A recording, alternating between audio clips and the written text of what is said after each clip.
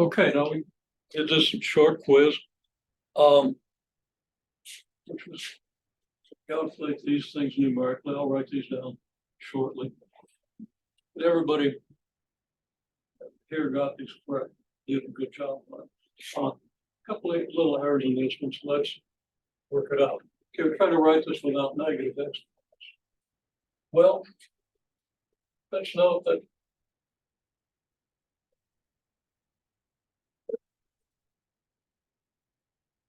x to the negative 3, everybody knows that's 1 over x cubed, right? And 2 to the negative 2 is 1 over z squared. So if we write this term by term, got an x to the negative 3, this is going to be a 1 over x cubed multiplied by a y. And then it's all divided by 2 times 1 over z squared. Okay.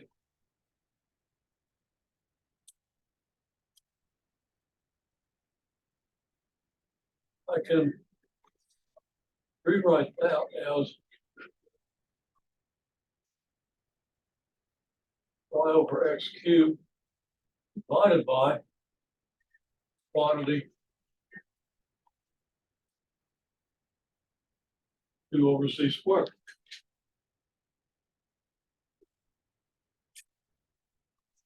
Dividing by fraction, we multiply by the reciprocal. Got y over x cubed multiplied by z squared over 2. That gives us y z squared over 2x cubed. Now what's happened is an x to the negative 3 in the numerator, for pretty obvious reasons, since x to the negative 3 is 1 over x cubed, is going to put the x cubed in the denominator, right? So it's pretty clear from this and this why x cubed ends up in the denominator. It's a little less clear why the z squared is going to end up in the numerator. Okay, it can be a little confusing. And you need to understand all these rules of fractions. So you really should understand every step of this and be able to do it like this. Now you can shortcut it. A negative exponent in the denominator becomes a positive exponent in the numerator. A negative exponent in the numerator becomes a positive exponent in the denominator. Most people do shortcut that, but then that can get confusing. That might even be more confusing to write it out like this. It just shows you why it works. So I urge you to try to understand just exactly why it works. Okay. With that, again, people did pretty well here. Let's just do these 2 to the negative 3 means 1 over 2 cubed. 2 cubed is 2 times 2 times 2. And that's 1 over 8. I see way too often that 2 cubed is 6. Okay, it's really easy to do that. And you know better if you're not thinking. So you should think 2 times 2 times 2. Okay? Even if you don't write it down, and it's safest to write it down. When I test you in this course, there's no time limit in the test. You have time to write everything down. And I encourage you to do that. And I encourage you to do that on the homework, especially the first time you encounter a topic. Okay. Yeah.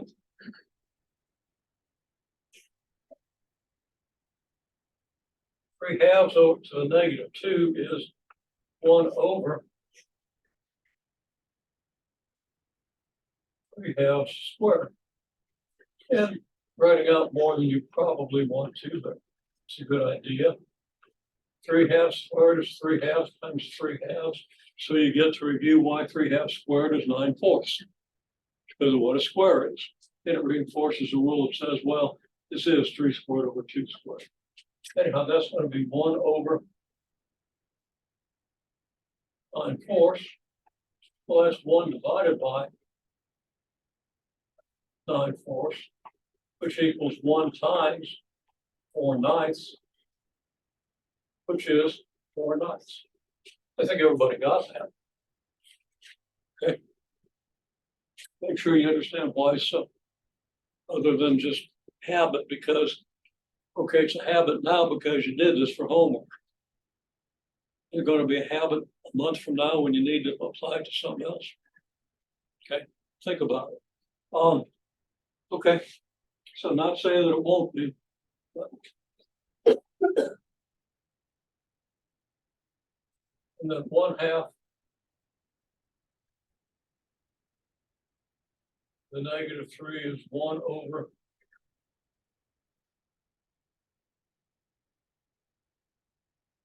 One half cubed, and I don't have room to write out all the steps. It's 1/1/8, which equals 1 times 8/1, which is 8. So make this 8 look a bit more like an 8.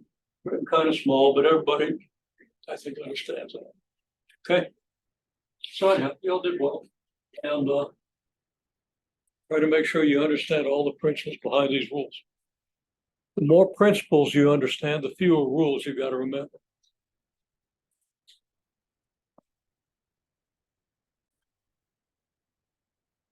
Okay, so as I just said, I'll start for any distance students that are tuning into these. If you're in, well, you wouldn't. The exercise in fractions is going to be valuable to you later on, and that's going to be due coming up. So you really need to do that to make sure you know how to do fractions so you can do them with symbols. But that's basically review. Okay, now coming up, we have the basic parent toolkit functions. Okay, now if you're in my class, we learned to construct those. 3 of them. Okay. But I'm not relying on that because not everybody's going to do it the way I've done it. Instructors.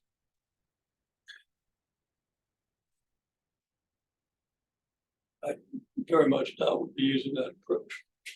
Okay.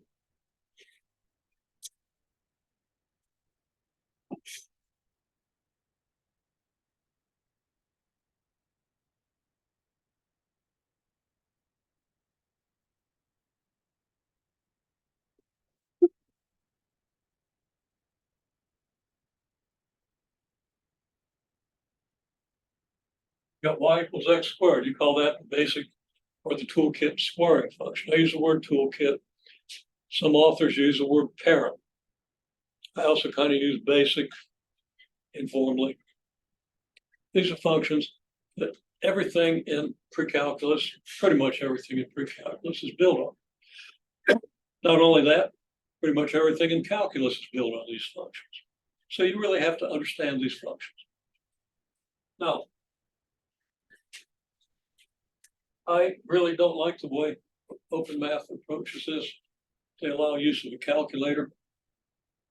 You shouldn't have to use a calculator to evaluate these functions. Okay. This is all you need. So I'm going to stick with what you can get by just what you calculate. Open Math is going to say it a little differently, but it's the same stuff. Okay, so I say, okay, it's y=x². This is the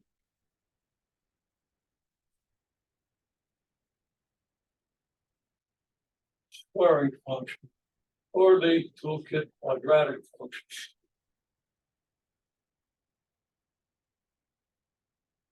You can easily make a table.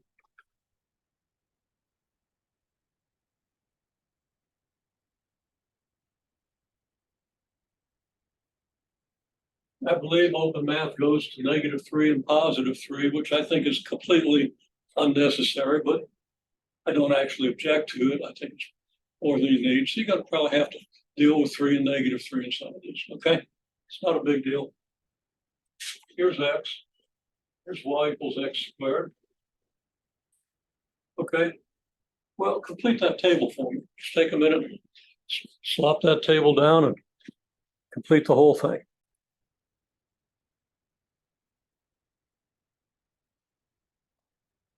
Okay, I just commented for my class, you have this construction, and I'm not going to explain, although if you really want to know, I'll explain it to you. Okay. It's a handy construction. We use it to construct the squaring function.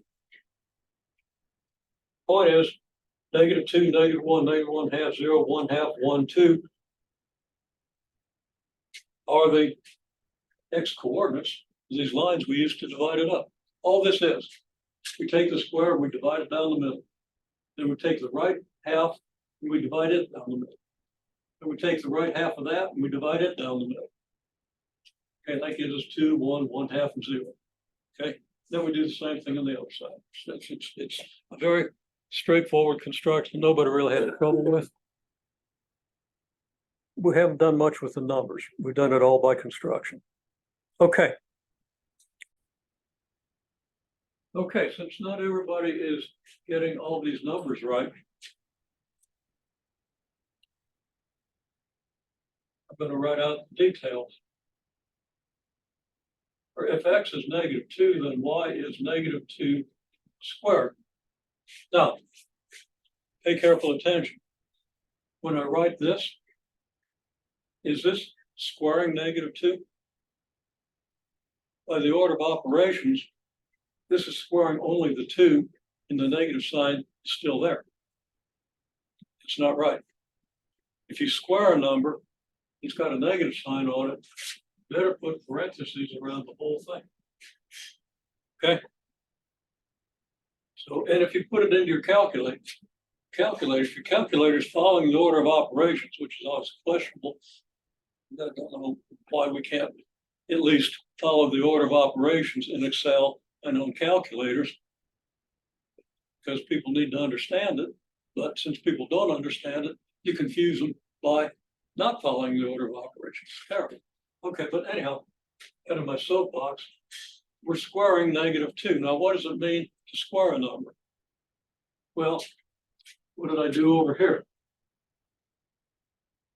I wrote out 3/2 times 3/2 for the square of 3/2, right? I'm going to write out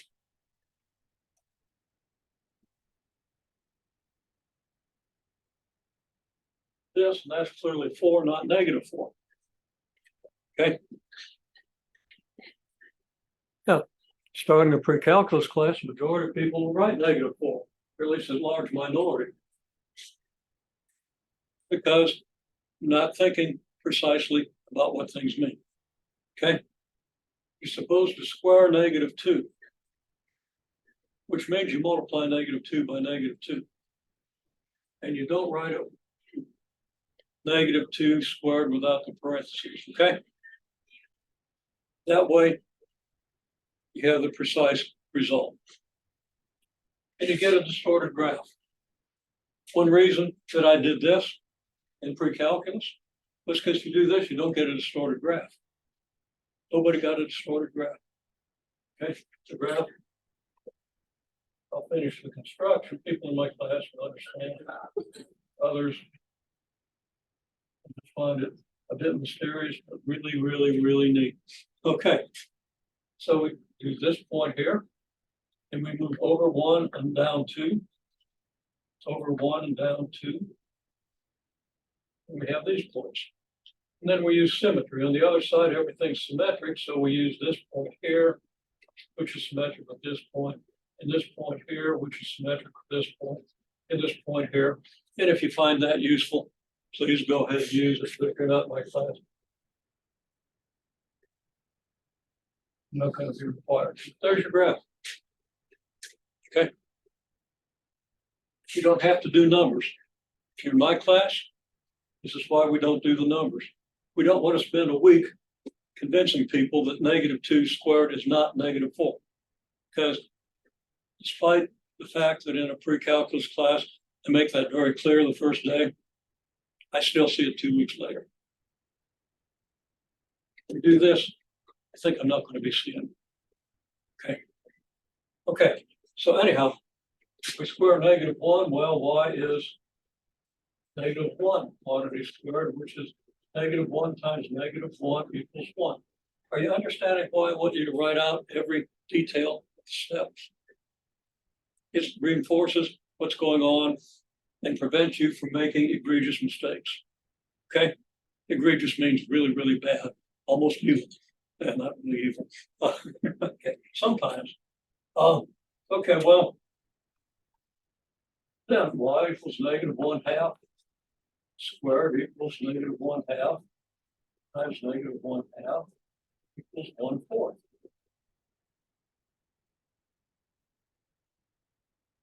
Well then, y equals 0 squared, which is 0 times 0, which of course is 0. And then y equals 1/2 squared, which is 1/2 times 1/2, which is 1/4. And y equals 1 squared, which is 1 times 1, which is 1. And y, it's really getting tedious writing these out, even for me. But it's good for you. So when you're doing these things, don't punch them into the dang calculator. You won't understand the numbers or why the numbers do what they do. All you're going to do is get a graph that you don't understand. Okay? That's my advice. And when you take a test in this course, you're not going to, well, you are going to have a calculator in your hand. So I can do one of two things. I can specify I want every step, or I just penalize the heck out of you if you make a mistake. Okay? And I'm not sure which way I would go with that. That depends on what I see between now and then. Okay. So, well, we can write this table quickly and more compactly now, since we don't want to have to look at all of this stuff. Now that we've done all the details, we can write this.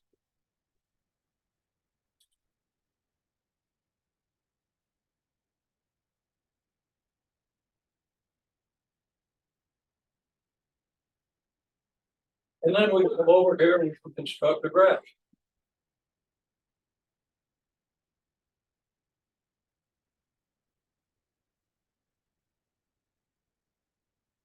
Our numbers go from -2 to 2. Now, these distances should be equal. They're pretty much equal. The y-axis should be halfway between these. Actually, I think this is a little too close to the y-axis. So we want to try to make them equal so we get a shape that we can actually use.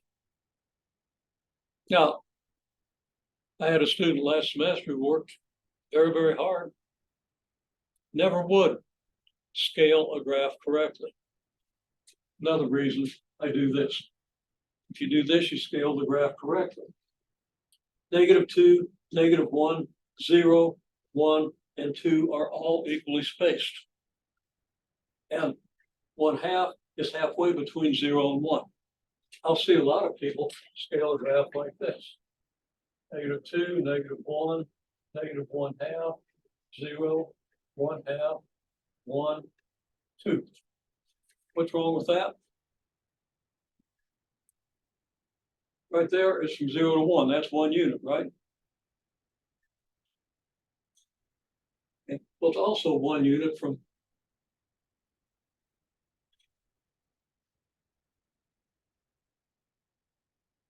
okay. Here's 0, here's 1. Okay. That's 1 unit. From 1 to 2 is 1 unit, but from 1 to 2 is only this big. Okay. So you can't scale a graph like this. You got to scale it accurately. And the way I start, of course, scaling comes out automatically if you do this. So we can divide the interval from 1 to 2 in half. We get 1. We can divide the interval from -2 to 0. I don't know what I just said. We divide the interval from 0 to 2 in half, we get 1. Divide the interval from -2 to 0 in half, and we get -1. Okay. Then we divide the interval from 0 to 1 in half, and we get 1/2. The interval from -1 to 0 in half, and we get 1/2. That's a relatively well-scaled graph. Another thing that I'm not sure I like about the way Open Math teaches you to do it is they use intervals from -3 to 3, and if you start cutting those in half, you don't get even numbers. Okay. And I don't object to it for that reason. I object to it for other reasons, in that you're not asked to really connect. You're allowed to use a calculator instead of thinking about the arithmetic, which reinforces algebra that you're going to need. Okay. Anyhow, up here, well, our numbers go from 0 to 4, don't they? So we put 4 up here. And then we can divide that interval in half to get 2. Divide this interval in half, you get 1. Divide this interval in half, you get 1/2. Divide this interval in half, you get 1/4. 4, 2, 1, 1/2, 1/4. 4, 2, 1, 1/2, 1/4. That connects this to what my students know, but I'm not going to emphasize that. Okay. And it's equally scaled. It's not 1/4, 1/2, 1, 2, 4. The distance between 0 and 1/4 is not the same as the distance between 2 and 4. Okay. Now we can sketch our points, and I assume everybody knows how to plot points. The point -2, 4. Here's -2. Here's 4. This dotted line I drew here is a line x equals -2. This dotted line that we use twice is y equals 4.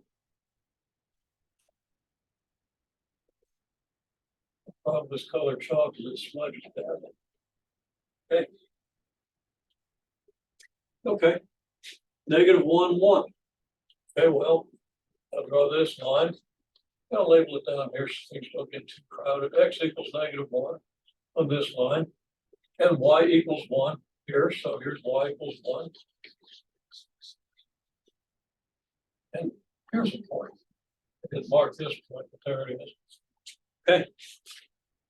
Another thing I don't like about the way these prerequisite courses are taught is people are totally unable to really relate to a graph, because every graph they've ever done, they've been given a 10 by 10 grid or some sort of a grid instead of having to construct it themselves, which is easy to do. So I think it's a good idea to construct a grid. Okay, well, and to draw these lines, these projections, x equals -1/2 here, and y equals 1/4. Well, here's 1, you cut it in half, there's a half, cut that in half, there's a 4th.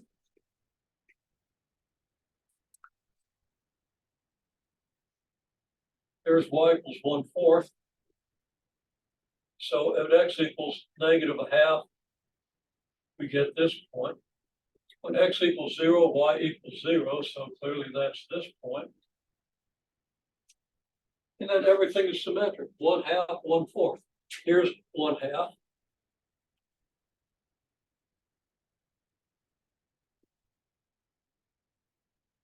And here's y equals 1/4. So we get this point, totally symmetric about the origin with this point. When x equals 1, y equals 1, well, that gives us this point. We can write x equals 1 here. We don't draw a bunch of grid lines at this point.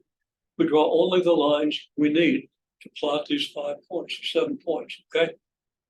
We can add lines later, and we will. But then, okay, we got x equals 2.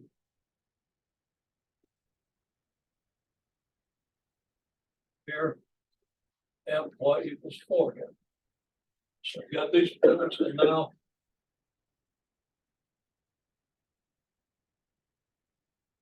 we can draw them. Again, if you're in my class, this construction has many fewer pitfalls than this. Reason I'm using it, and to make you intimately connected to these graphs, okay, or to allow you the opportunity to become very closely connected to these graphs. Okay, well, there it is. That's a graph of your basic squaring function. It can be extended. You go out to 3 here, you go all the way up to 9. That's the toolkit squaring function.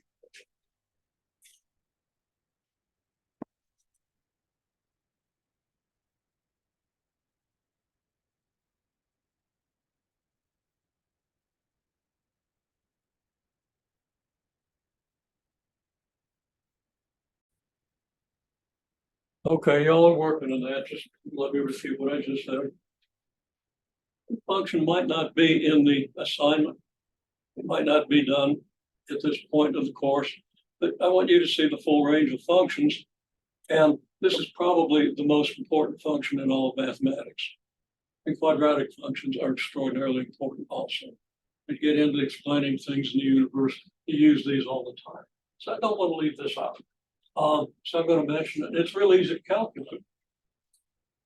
Okay, just didn't assign with negative exponents and stuff, so it's going to be easy. Okay, so then once you make that graph, and I'll note that the numbers that we use, the lines that we use for doing the squaring function, almost all of them are necessary. And well, you'll see.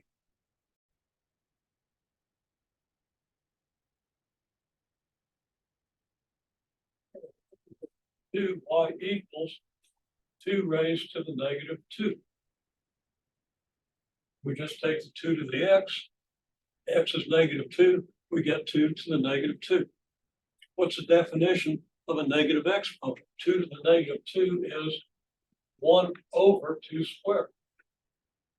We use that throughout the quiz problems. So make sure you review those if you didn't get this instantly.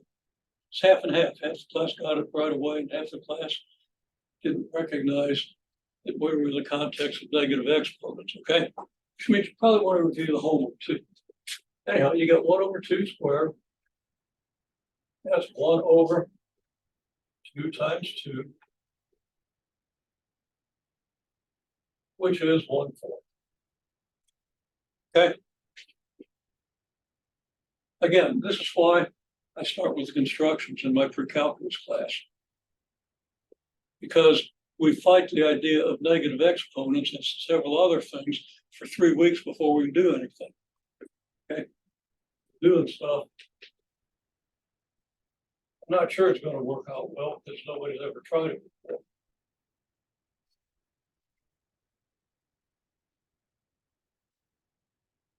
If we apply the definition of a negative exponent to 2 to the negative 1, that means we got 1 over 2 to the 1. 2 to the 1 is just 2. Okay. Now here we have y equals 2 to the 0. And what's 2 to the 0? It's 1. Any number raised to the 0 power is 1. And then y equals 2 to the 1, which is 1.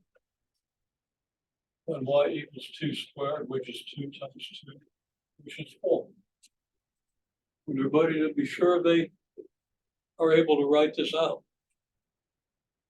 in all the detail and understand every detail. Okay.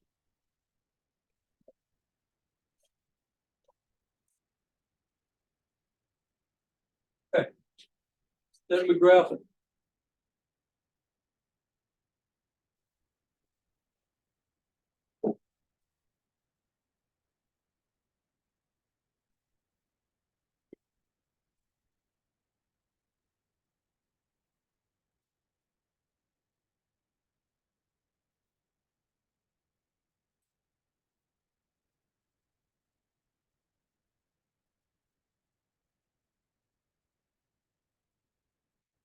When x is negative 2, y is 1/4.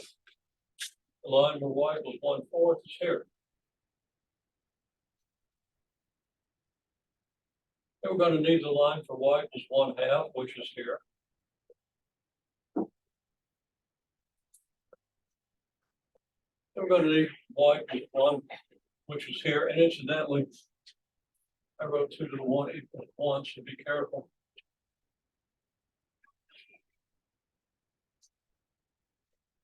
And where I can't talk right correctly at the same time.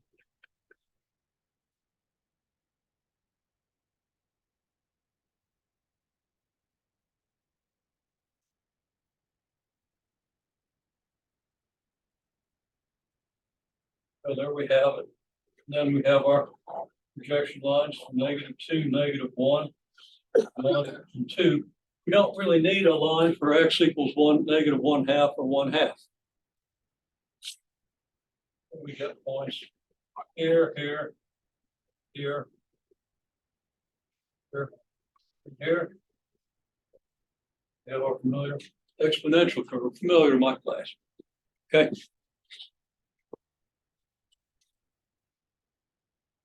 I'll make one note. Again, just a little bit about my philosophy. If you're not in my class, you don't have to even digest this, but I'll say it anyway. I don't use any x values that require a calculator. It's unnecessary. We get a perfectly good curve without resorting to a calculator. I believe in open math, they include 1/2 in some of these graphs. You don't know how to calculate 2 to the 1/2. If you take an engineering calculus course, about halfway through second semester, you see a formula for calculating 2 to the 1/2. Okay? It never ends. Never get it. You just get closer and closer. That's how we use it. We estimate it from the graph. It's about 0.7. Your calculator will give you more information. And of course, you want to use your calculator if you want to be accurate. But I don't think that it viscerally connects you to anything to take numbers that you punched into your calculator and construct a graph. Okay. Now, if you have to, if you got to tell the thing the value for 2 to the 1/2, you're going to have to use your calculator. But if it asks you to do 2 to the -3, you really need to be able to do that yourself. Okay. You'll understand it better. You'll have more to build on. Okay, anyhow, that's the explanation.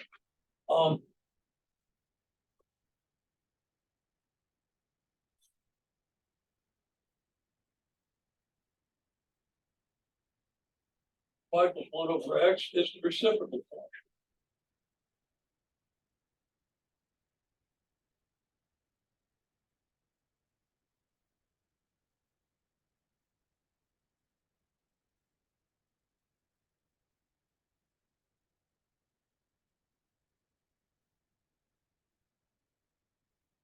Getting kind of small. Go ahead and quickly make a table for the reciprocal function. Okay, now let me go back to the quiz where I did.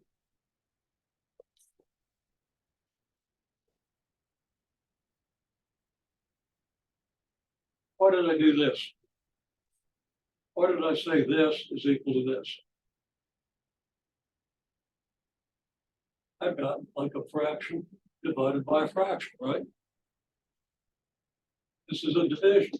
So we write this as a division, and when you divide, you multiply by the reciprocal. Can you apply that to the 1 divided by 1/2? I'll leave that up there so you can see it. Yeah, this step right here. That should kind of be automatic, but again, we need to really upgrade our use of fractions because we're going to have to do it with symbols later with fairly complicated things. Okay, now everybody's pretty much got this. Now all we're doing right now is 1 divided by 1/2. A lot of you did 1 divided by -1/2, and that's good. Let's get 1 divided by 1/2 first. What's it mean? You write that as 1 numerator, 1 divided by 1/2. And that's just 1 times 2 over 1. Okay. And that all comes out just 2. Look, we did this. And of course, we know who the culprit was, but I think it's kind of neat. Okay. You did 1/2 into 1. That's what it means. It's 1 divided by 1/2. got 2, you got 1, and you got 0. So there's more remainder, the result's 2. Okay? When you're doing fractions, you want to write it out like this, but it's really neat to be able to understand it like this too. Understand it both ways, then you really understand. Okay, so for 1/2, y equals, writing that really small.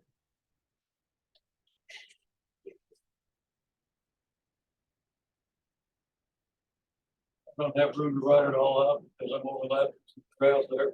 But we do get 2, we showed that over here. Okay. Your 1 divided by negative 1/2, again, that's going to be hard to read, is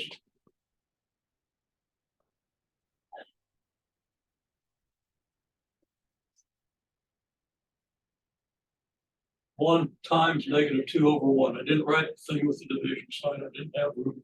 But you need to write all those details out and keep reinforcing them.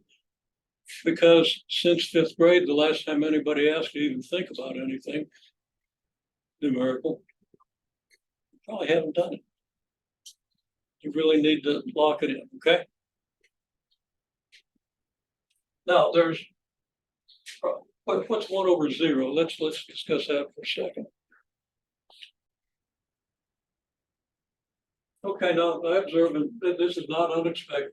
It's not unexpected that in a pre-calculus class, a couple of people will know that division by 0 is undefined, but most people don't have a clue. Okay, so if you don't have a clue about that, I think it's another terrible deficiency in our education system. Reason, okay. You count the 1 by 1/2, right? 1/2 and 1/2 makes 1. So it takes 2 1/2s to make 1, which is why 1 divided by 1/2 is 2. 1/4, you take a fourth, a half, 3/4, 1. You count to 1 by 4s, takes 4 of them, right? Now count to 1 by zeros. How many zeros does it take to make 1? You can't make 1 out of zeros. All you can get by accumulating zeros is 0. It can't be done. Therefore, it's undefined. So we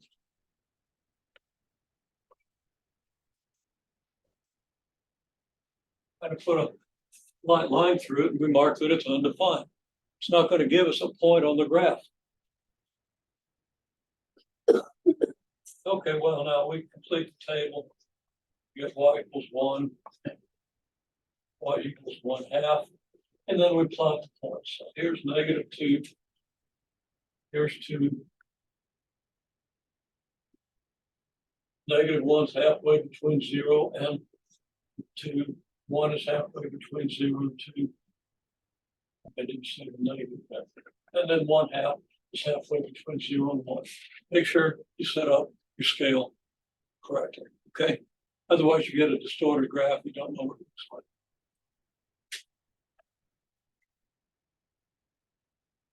And then, well, you're going to need this space here.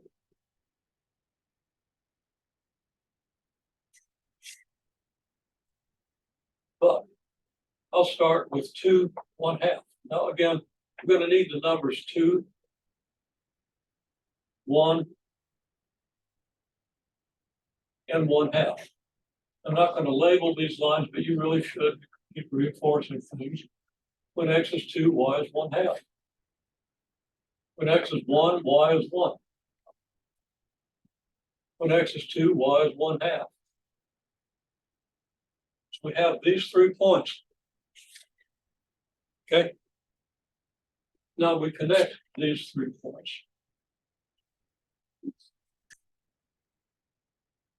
Got that? Now that's familiar to people in my class, but not necessarily everybody. Okay. On this side, we have negative 2, negative 1/2. Here's negative 2, and actually I didn't like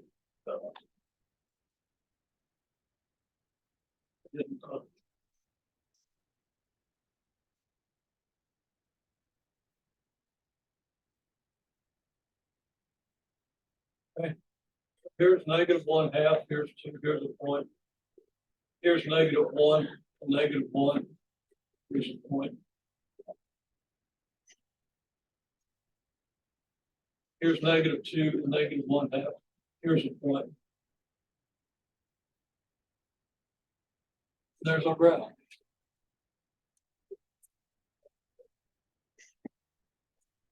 Now, here's something I really want to emphasize. We don't connect this point to this point. If we connect a point on the left to a point on the right, we have to go through the y-axis, right? And the y-axis is where x equals 0. And since you can't divide by 0, you don't have a point for x equals 0. So you can't connect the left side to the right side. Again, if you connect the left side to the right side, then you're going to have a point for x equals 0, and you can't because 1 divided by 0 cannot be defined. Okay, there's much more to it.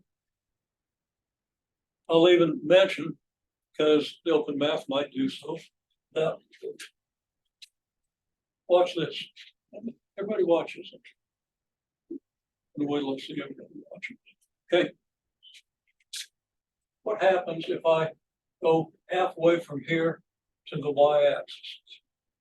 Go halfway from here to the y-axis, I'm on this line, and look at this. This point is twice as high as this one. This is 1/2, this is 1, right? Now I go twice as close there, I'm on the line where x equals 1/2.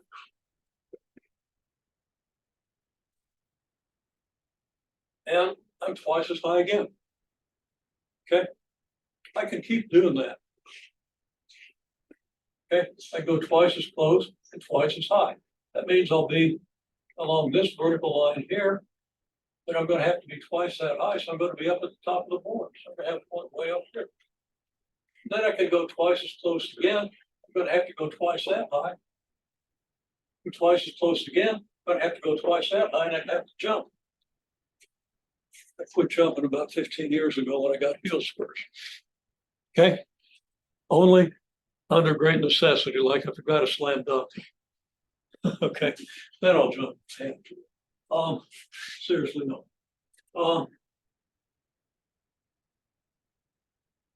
This thing just gets out of hand. You get a vertical asymptote. How many have heard the word asymptote? How many really understand what it means? How many understand what it means a little better after what I just said? Everybody said, nah. Okay, that's all right. You really ought to think about what I just said.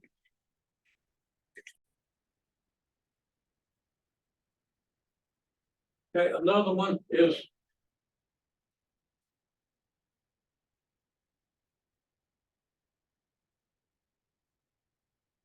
the reciprocal square function. You could easily make your table for this one. Okay. Very easy. If you can do the arithmetic and understand the arithmetic of the 3 I gave you, you can do the arithmetic for any of them. So you could easily make a table. And don't bother copying this time. You're going to see it for your homework.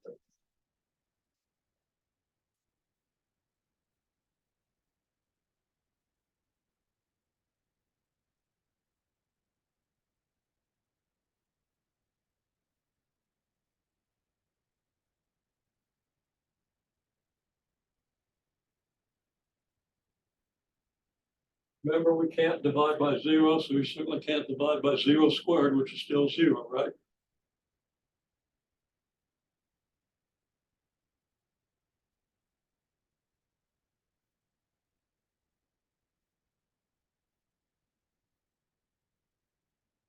Graph ends up looking something like this. I'm not going to graph it in detail. We've only got like 4 minutes left, okay? But you can do this. Yeah, if we had time right now, I could ask you to do this. I think you do a good job of it. If you understand everything, and if you don't understand everything we said about the arithmetic, I urge you to understand that. Otherwise, you'll never understand these functions. Okay? Get those rules down, especially rules of fractions, and understand why you can't divide by 0. stuff like that. All those things are going to be really important as we go forward. Okay.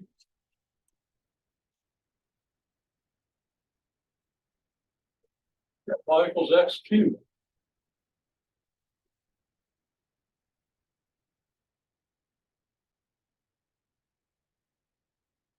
You get -8, -1, -1/8. 0. 1/8, 1/8. Function of the graph. In here. Looks like this.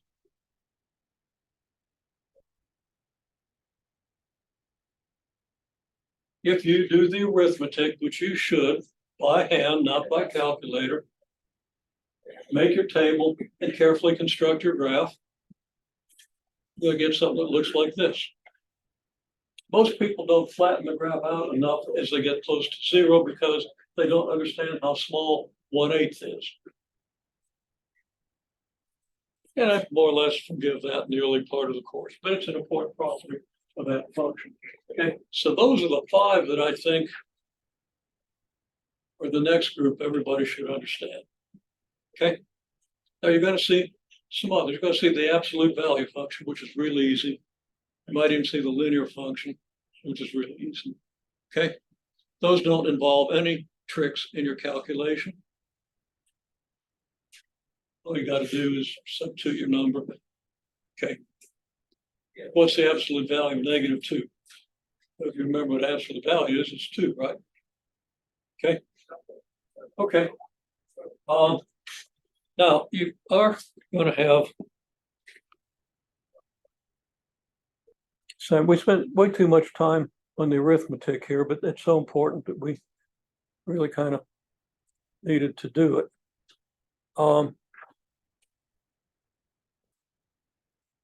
You got this stuff about domain and range, and we're going to see some of that in pre-calculus class, but not everybody's in the pre-calculus class.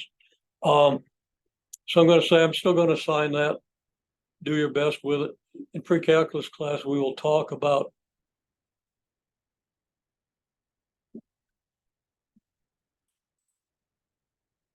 the algebra behind determining domain and range. We're going to talk about algebra quite a bit today. Okay. And if you have questions on it, questions come up. If you're not in the class, it might be good to take a peek at that part of the pre-calculus video. Okay. And I'll let you know where that is. There's this very simple thing. So simple that I'm going to take a minute and show you. Okay. Okay. Am I still recording? Yeah.